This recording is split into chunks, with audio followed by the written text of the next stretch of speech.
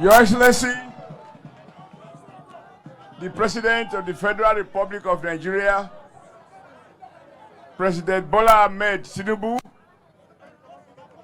who is today ably represented by the one and only performing governor of Edo State, my friend, my comrade, and my brother Senator, distinguished Senator Monday Okpebholo, otherwise known as Akpaku Rescue.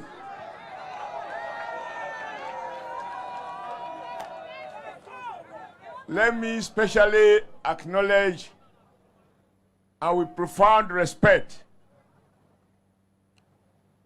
appreciate the presence of the Honorable Minister of Finance and the Coordinating Minister of the Economy. I am not sure that I have witnessed any other event of this nature that the Minister of Finance is in attendance in person, even wearing small shirt like us. And today is Sunday, choosing to leave every other thing in Abuja to come here. And you don't need to be expert. When the Minister of Finance, who provide the money and coordinate the economy, is the company of the Minister of Works, there can be no cash shortage. So,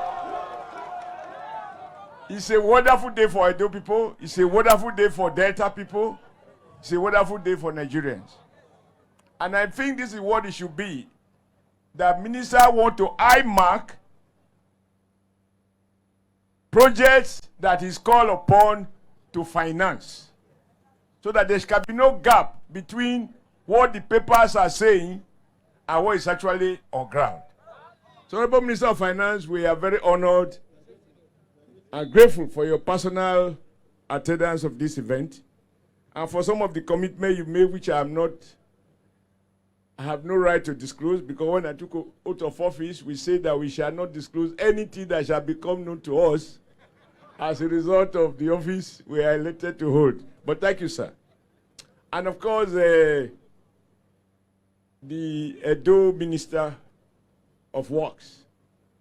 Because we in Edo, once you have visited 2-3 times, all you need now will marry you. No.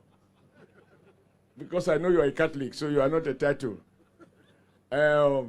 We don't need to give you a befitting chieftaincy title, so that you are formally domesticated as an Edo, not just as an Edo man, as an Edo chief. But you know, the power to give this chieftaincy title is not in the Senate. It resides where it resides. And to all our colleagues, former senators, Deputy Governor of Edo State, Denis Idahosa, Party Chairman, Jared Tinubu, Secretary Lawrence Uka, and all the other people around, the Speaker of the House of Assembly and other members of the House, and of course, Honorable Commissioner, Secretary to Government, not in any particular order. I want to thank you all for being here. Last night, the governor called that I should come to Benin. And once the governor give order, you will do well. Particularly when you know that this is not a governor of too many words. And he's not going to invite you to drink wine because he doesn't drink. And he's not going to share a packet of cigarettes because he doesn't smoke. And he works so hard, so he wasn't inviting me in the evening for a nightclub, he was inviting me in daytime. So I knew I didn't need to ask, what is it about? It's along the road, I got to know the details of what is happening today. Today being Sunday. When the governor worked from Monday to Sunday, can you ask for more? That is 100%. Because he recognized that the business of rescuing Edo State cannot be based on Monday to Friday. In fact, the man is asking for 30 hours a day, but that prayer, I am not sure is likely to be answered.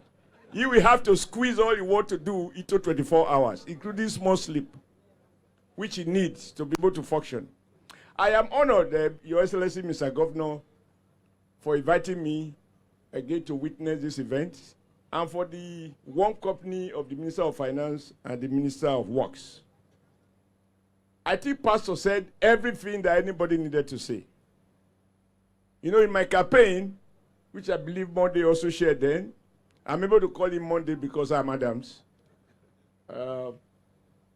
I did say that we must change the way in which representation is done. That the work of senators should not be based on buying motorbike, 200-300 motorbike for 1,000 youths, 10 grinding machine for all the orphans in the city.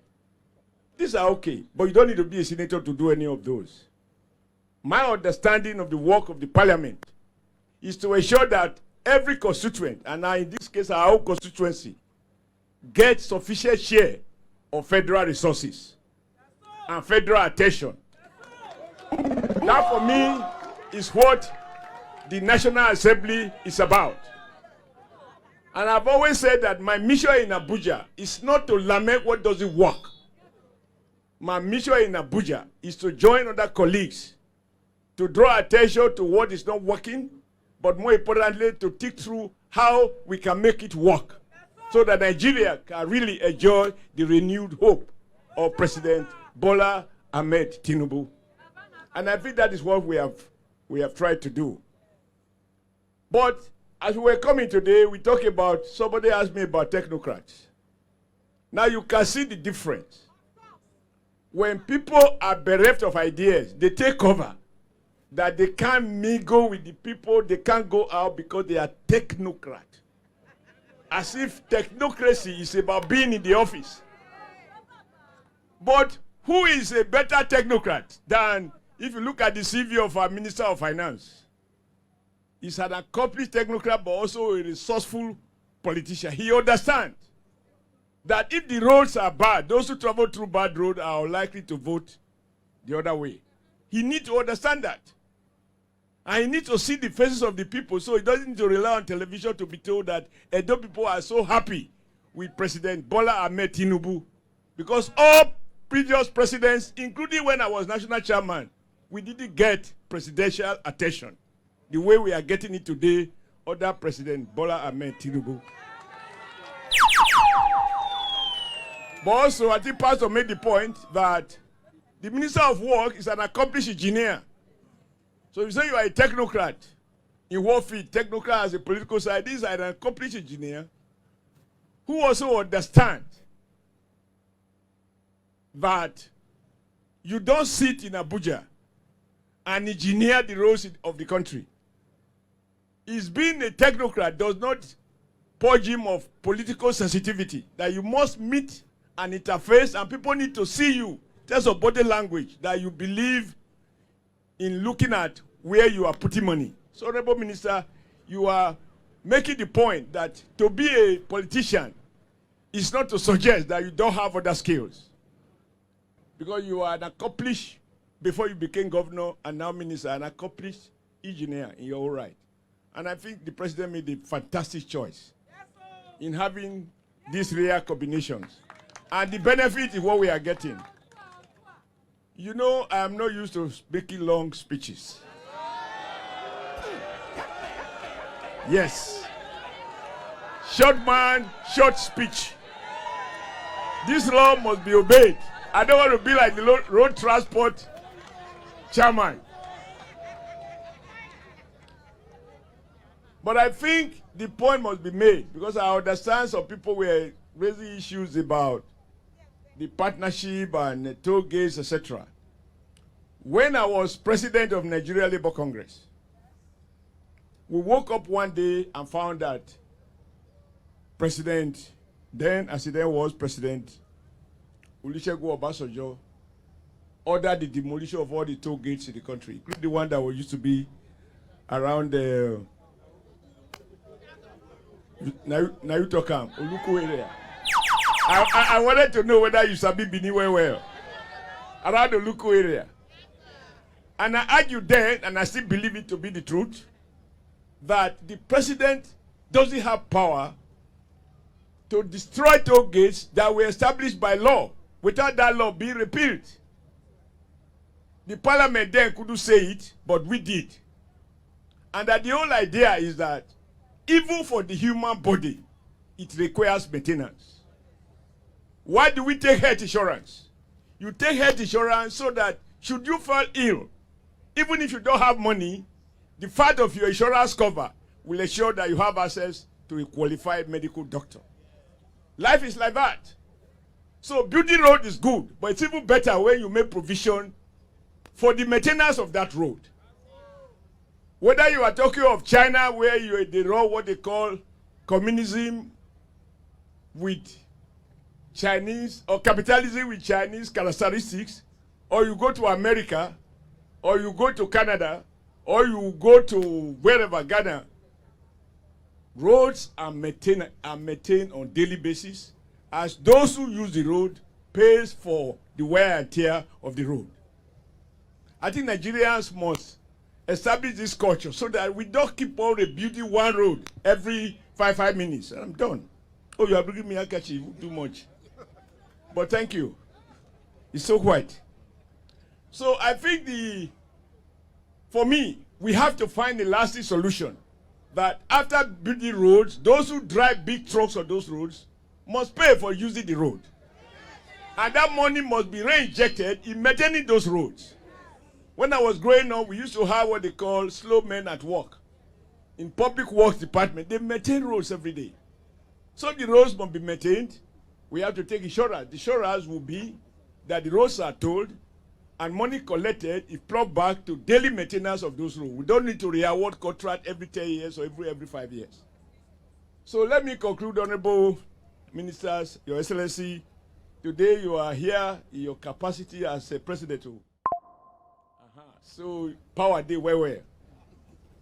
I want to thank the president through our governor for giving adequate attention to this part of the country. Our people have cried. Even when we had president, we had this problem. When I was governor here, I did complain that how can dualization stop in Kogi? I'm happy that in our time, we are beginning to see day-to-day intervention. I think Pastor summarized all the jobs that you are doing. And don't forget that the importance of our connection with Delta is historic. We are the only people who voted democratically as Midwest, for Midwest to be created. And so for us to sustain the bond between Edo and Delta people, we need access roads. And that is what this minister is helping us to rebuild, so that not just the economic life, but the social bonding between our two people is enhanced when transportation is easy. And the Commissioner of Police said it all. Kidnappers prefer where the potholes are. Where there's good expressway, you are there. You save money on fuel, you save money on time, and life just get better. So thank you very much. As I said, small man, small speech. I'm very grateful for this opportunity.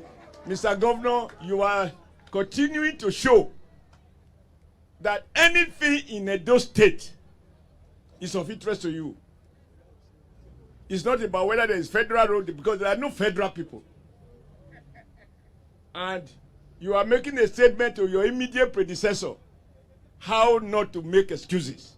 May God continue to enrich you with wisdom, give you protection, shield you from all principalities, so that every day we will continue to get federal people coming to pour federal resources in this part of the country, so that Edo indeed shall be like Lagos, or better than Lagos. And you know, when the president came here and said he would make Edo like better than Lagos, some people who have no eyes or who have no brain, they say Edo not be Lagos. Edo not be Lagos. Is there any one of us who would want Edo to be more than Lagos? And Edo is going to be more than Lagos. With this level of sustained intervention. And by the grace of God, Edo will not take second again. Thank you and God bless.